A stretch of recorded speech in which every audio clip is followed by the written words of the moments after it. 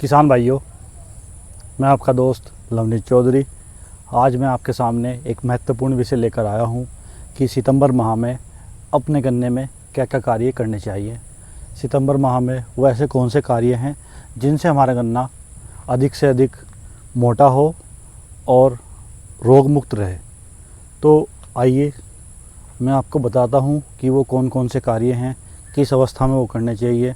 क्योंकि कुछ किसान भैया अभी तक देखा होगा कि इतना अच्छा गन्ना पालने के बाद भी गन्ना बहुत ख़राब हो चुका है और देख रहे होंगे कि गन्ने का सिर भी गंजा हो गया और आग सी लगी पड़ी है।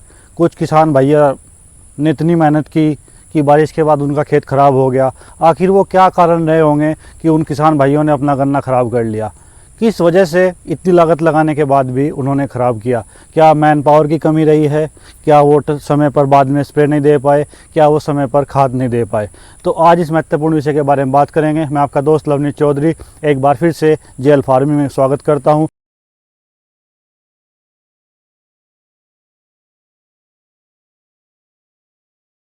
आइए किसान भाइयों, आप देख सकते हैं मेरा खुद का प्लॉट है और ये देखिएगा मैंने एक मेढ़े में कितने गन्ने हैं। मात्र इसमें के अंदर 8 गन्ने हैं। 8 ये 8 गन्ने आप देख सकते हैं, उनकी हाइट और मोटाई देख सकते हैं।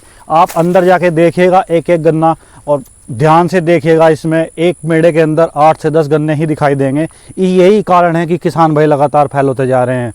क्योंकि किसान भाई करते क्या हैं, गन्ना बंधवाने के लिए खेत में छोड़ देते हैं। गन्ने बांधने के लिए जो कार्य किए जाते हैं वो ये नहीं देखते कि उनका मुंह बंध रहा है या कहाँ से बंध रहा है। और किसान भाइयों, यही एक कारण है, सबसे महत्वपूर्ण कारण। आप इस गन्ने की हाइट देखिएगा, मैं हाथ उठा के 9 फुट तक का जा रहा है और ऊपर 9 फुट और बाकी बचा हुआ होगा। तो किसान भाइयों, सबसे महत्वपूर्ण कार्य यह है कि जब भी आपके खेत की बंधाई हो तो आपको विशेष तौर पर ध्यान रखना चाहिए कि उसका गन्ने का मुंह नहीं बनना चाहिए। दूसरा, आपको क्या काम करना है उसके अंदर, अगर आपको अपने गन्ने में मोटाई चाहिए, अगर आपको अपने गन्ने में मोटाई चाहिए तो आपको इस पाती को हटाना पड़ेगा। अगर आप इस पाती को हटाएंगे तो आपके खेत में होगा क्या, इस गन्ने का साइज डेवलप हो जाएगा, मतलब कि मोटा हो जाएगा।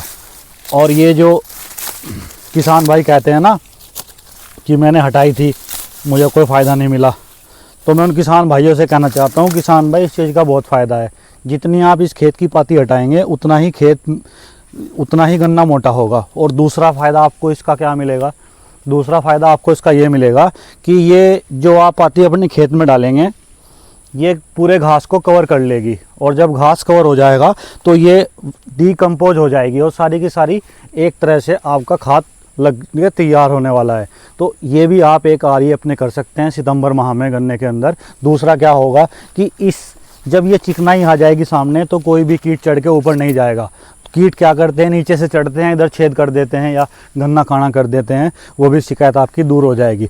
तीसरा जो कार्य आपको करना है, जहाँ पर आपको घास दिखाई दे वहाँ पर अति आवश्यक है या तो कोई खरपतवार नाशक मारे। उसमें भी आपको क्या दवाई मारनी चाहिए वो मैं आपको भी हैंड टू हैंड बता देता हूँ।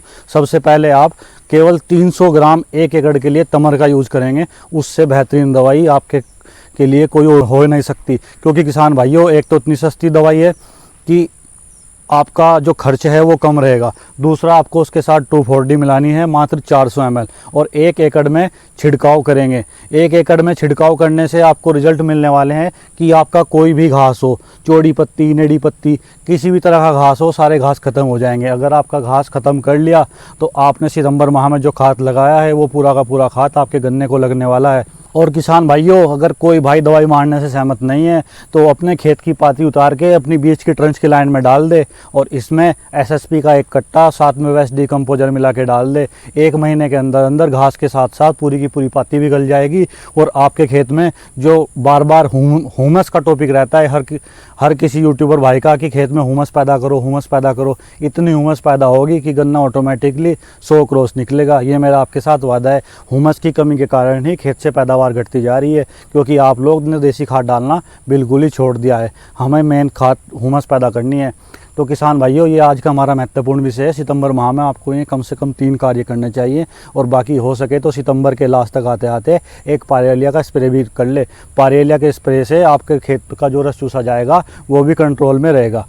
तो किसान भाइयों, मैं आप सबको यही निवेदन करता हूँ कि ये जो महत्वपूर्ण कार्य हैं केवल आप उन्हीं पर ध्यान दें, क्योंकि इतनी सारी मैन पावर लगती है, आपका खर्चा बढ़ता जा रहा है, तो आप उसको खर्चे को कम करें और हुमस को खुद पर खुद पैदा करें। धन्यवाद किसान भाइयों, मैं आपका दोस्त लवनीत चौधरी जेएल फार्मिंग में स्वागत करता हूं और हमारे चैनल को लाइक और सब्सक्राइब करें। धन्यवाद।